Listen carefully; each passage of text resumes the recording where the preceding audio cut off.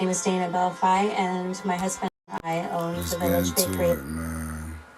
It's about a San Francisco basketball star gone too soon. God bless his family. Does not have the violent reputation that Oakland and Richmond do. Certain parts can be just as bad. The worst area is Hunters Point, also known as the Bayview. This section of the city was pretty much empty land until World War II. In 1942, they built shipyards but didn't have enough workers to get the job done, so thousands of African Americans came from Louisiana to work. The city didn't plan on keeping these residents after the war, so they built temporary housing for them. It was only supposed to last a few years. But after the war, these workers wanted to stay in San Francisco instead of going back down to the south. And hey, I don't blame them. So the temporary housing became public housing. At first, it was all one Hunters Point, but now it's divided into sections that have been beefing for decades. Today, I'll be focusing on the two most notorious sections in Hunters Point, Oakdale and West Point. To this day, the original Oakdale projects are still there. Rappers Ice Money and Drew Bees represent the project. On the other hand, West Point was torn down and rebuilt into these luxury apartments. It really went from this to this.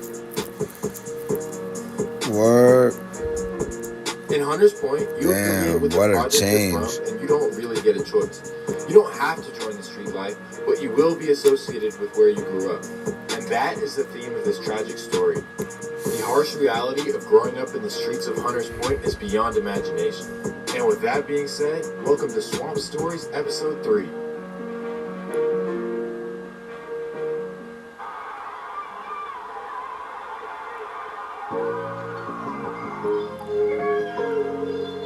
We take you back to 2003, the days of flip phones and Jabot jeans. A young man from West Point named Terrell Rollins is working at his game at the Joe Lee Rec Center. Probably working on his three-pointers because that's what he's known for. Coaches call him an absolute gym rat and say that he's one of the best shooters. They say when he gets hot, there's nobody like him. In AAU, he played against first-round draft picks and held his own. He's known by everyone as a great kid except for one incident with his basketball coach at Mission High School. He gets into a fight with his coach, and the coach can sense something is wrong beyond basketball. Rollins breaks down to him and tells him that his mom has brain tumors and also that gunshots were fired into his home the night before.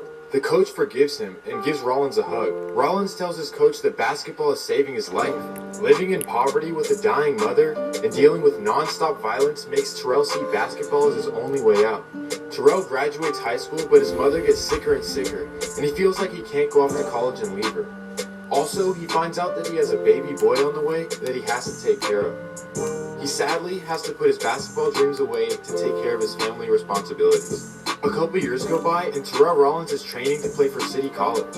He saved up enough money to make sure his son is okay, and he feels comfortable enough to chase his own dream. September 19th, 2005. Terrell Rollins is at Joe Lee Rec Center working on his game, something he does to stay away from the gang wars occurring in his neighborhood. After a long day of working on his game, his friend comes to pick him up. They go to the store to get some Gatorade, and in front of the store he runs into his childhood friend and teammate, Archelius Collins. As the two are talking, they hear tires screeching. Their instincts kick in and they start running. One man chases Archelius down with an AK-47, shoots him, stands over him and says, "I told you I'll get you," then shoots him dead. At the same time, another man is chasing Terrell Rollins down the street. He looks Terrell dead in the eyes with hesitation, pauses, then shoots Terrell 5 times in the stomach. The men hop back in their car and take off while bystanders rush to help. They accompany Terrell and tell him, "Breathe, T, breathe." The ambulance comes and rushes him to the hospital where he would be for a month. The shooting would put him in a wheelchair and end his basketball dreams.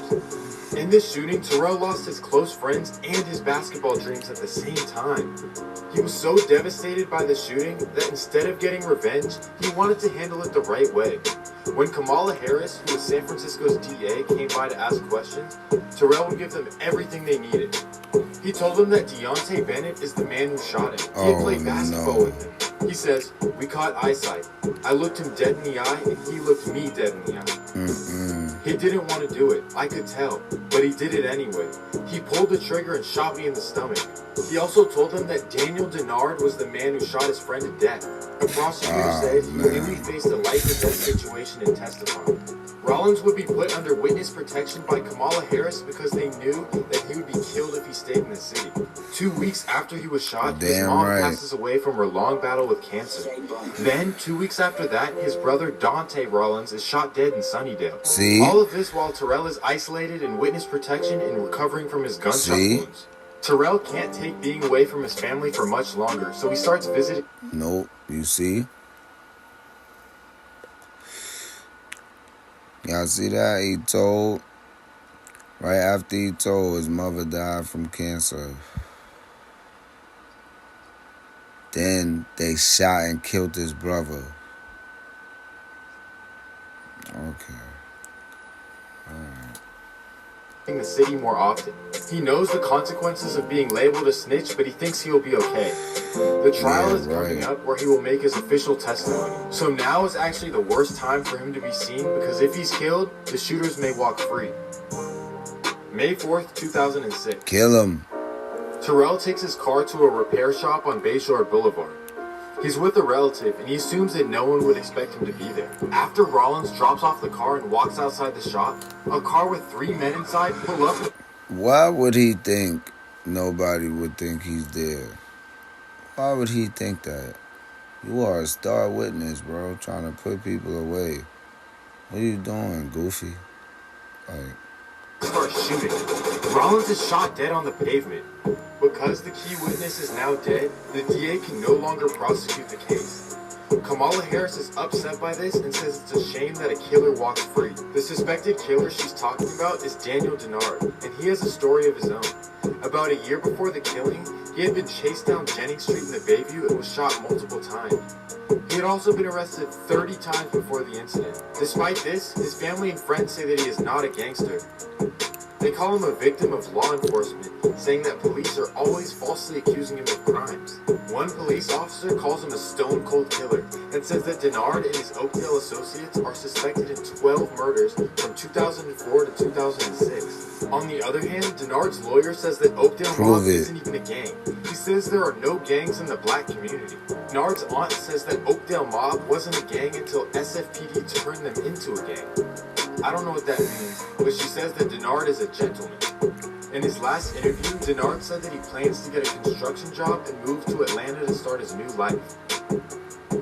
Yeah. Thank you guys for tuning in to another episode of Swamp Stories. Leave a like, subscribe, or do whatever you want, but let me know in the comments what you want to see next. I know this video was a little bit... Yeah, man. Dude did wrong, he did bad, and it's crazy because, right, I'm not even gonna call him a snitch because he wasn't no street guy. The basketball kid, right? He wasn't no street guy. So I ain't even gonna call him a snitch. But what I will say is he knows people from the streets, right? And you know that when you do that and you do snitch, you gotta be, his brother got shot and killed, bro. They didn't shoot and kill his brother for no other reason but that he told they couldn't get him. He was out of the state, so they killed his brother. What family did he need to see that bad? He came up and got killed. And everybody went free. Right? But, I say that to say this. He was at the wrong place at the wrong time. Because he was with somebody who got smoked. You didn't hear what they said? The Denard kid got chased a year prior in the alley and shot up mad times. So the guy that he shot and killed, that's the guy who was suspected to shot him. So he got him back, and he got off. So he got his lick back, and he got off, right? Just so happened that the guy that he had smoke with, the basketball guy, was with him. And he got hit too. And he emotional. His friend is dead. His basketball career is done. He's in a wheelchair. It's over. He like, you know what? I'ma just. They killed him in a wheelchair, shot him up. I ain't, you know. The streets, man. A wicked place, man. Like, comment, subscribe, man. I'm about to shoot another one more. Hold on, how long is this next one? Pause. This next one in a couple minutes, man. Yeah, man. The next one is 10 minutes, so this one is 10 minutes. We're gonna cut it right now. You already know, man. Like, comment, subscribe, man. Hit the notification bell, man. Swamp Story Reviews, man. Let's get it. Grow your own. You hear me? Well, Pun said, get your own, you heard?